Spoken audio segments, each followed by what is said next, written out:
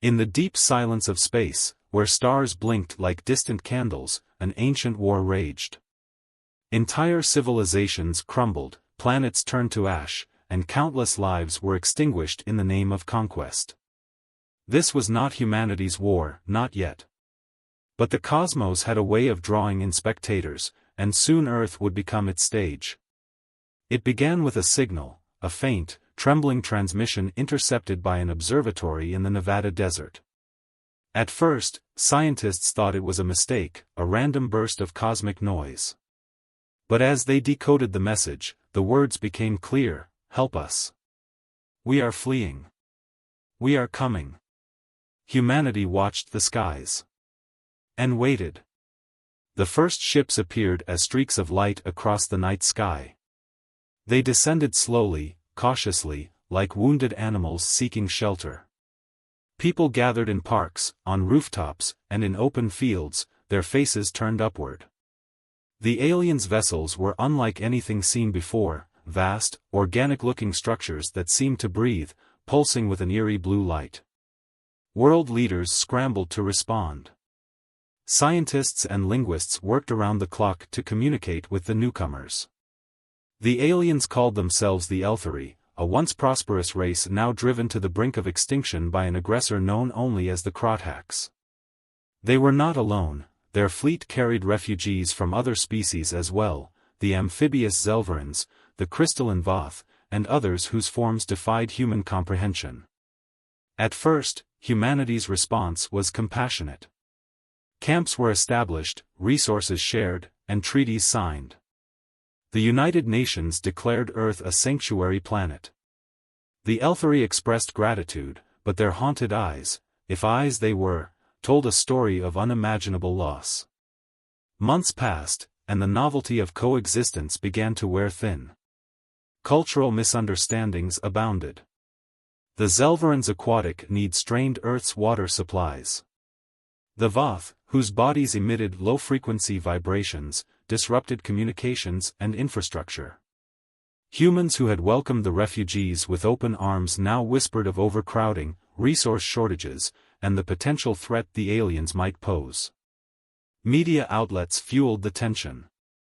Some portrayed the refugees as victims deserving of aid, others painted them as invaders. Politicians seized the opportunity to push their agendas. Protests erupted in cities around the world, some in support of the aliens, others demanding their removal. Amid the chaos, a charismatic figure emerged, Dr. Elias Moreau, a scientist who had spent years studying the aliens. Moreau argued that humanity stood at a crossroads. "The cosmos has come to our doorstep," he declared in a televised address. "We can either rise to meet it or retreat into fear. The choice we make now will define us for generations." As tensions escalated, a new threat emerged. Krathax scouts were detected on the fringes of the solar system. The Elthari warned that these were but the vanguard of a larger force. Earth's leaders convened an emergency summit to decide their course of action. "We must prepare for war," urged General Marta Valdez, head of the newly formed Interstellar Defense Command. But others advocated for diplomacy, hoping to broker peace with the Krathax. Still, others argued that the aliens should leave, taking their war with them. Meanwhile, alliances formed between humans and aliens. Scientists worked with Elthari engineers to develop hybrid technologies, while grassroots movements brought humans and Zelvarans together to clean polluted waterways. These acts of cooperation offered a glimmer of hope, even as the specter of war loomed larger. The breaking point came when a Krathax strike team infiltrated Earth, targeting a refugee camp in rural Canada. The attack left hundreds dead, both humans and aliens. The Krathax's brutality was undeniable, but the incident also fueled anti-alien sentiment. Conspiracy theories spread like wildfire, claiming the attack had been staged to manipulate humanity. Riots broke out in major cities. In New York, protesters clashed with police outside the United Nations headquarters. In Tokyo, a Zelvaran enclave was set ablaze. Governments struggled to maintain order as the world teetered on the brink of anarchy. Dr. Moreau issued a desperate plea for unity. The Krathax thrive on division, he warned. If we turn against each other, we've already lost. As the weeks dragged on, tensions between humans and the alien refugees reached a fever pitch. The Zelveran's aquatic needs became the subject of a heated debate in the media, with pundits arguing whether sacrificing Earth's limited water resources was worth the cost of their survival. Meanwhile, the Voth's low-frequency vibrations caused tremors in urban areas, leading to growing resentment among city dwellers. Yet, amidst the turmoil, alliances and friendships continued to form. Grassroots initiatives, often led by younger generations, sought to bridge the gap between species. Cultural exchange programs allowed humans to experience alien traditions, art, and cuisine, fostering empathy and understanding. These small pockets of unity stood as a fragile counterweight to the growing divide. The global referendum marked a turning point. The vote, broadcast live around the world, was preceded by a passionate campaign on both sides. Advocates for sanctuary emphasized humanity's moral responsibility and the potential benefits of advanced alien technology. Opponents painted a grim picture of an overburdened planet teetering on the edge of collapse. When the results were announced, the world held its breath. By the narrowest of margins, humanity chose to stand with the refugees. The decision was met with a mix of celebration and outrage. In some cities, people took to the streets in joyous demonstrations, waving banners emblazoned with slogans like "Unity Beyond Borders." In others, riots erupted as protesters denounced the vote as a betrayal of humanity's future. Even as Earth grappled with the fallout of the referendum, the Krathax threat loomed larger. Their armada, a fleet of dark, angular ships bristling with weaponry, was detected on the outskirts of the solar system. The Elthari, drawing on their extensive knowledge of Krathax tactics, worked closely with Earth's military to prepare a defense. Hybrid technology, a fusion of human ingenuity and alien innovation, became the cornerstone of the planet's strategy. As the first Krathax vessels entered Earth's orbit, a coalition fleet of human and alien ships launched to meet them.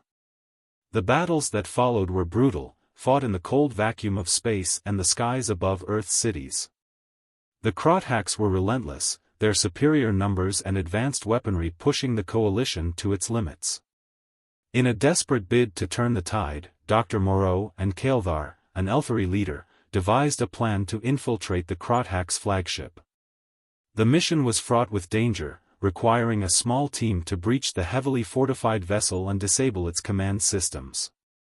Moreau, known for his intellect and strategic thinking, volunteered to lead the mission alongside Krathax.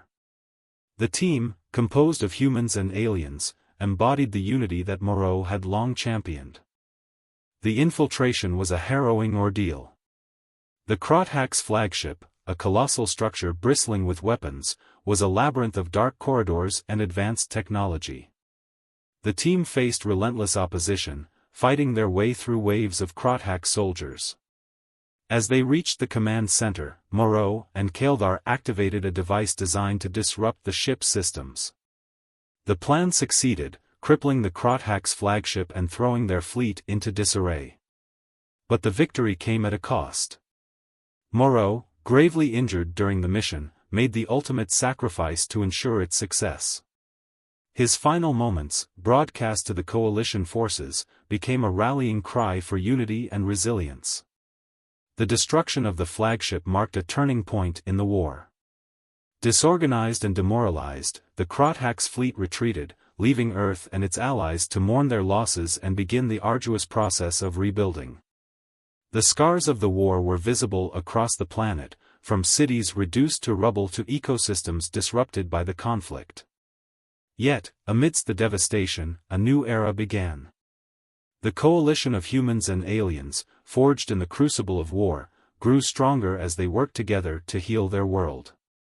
In the years that followed, Earth transformed into a beacon of hope and unity in the cosmos.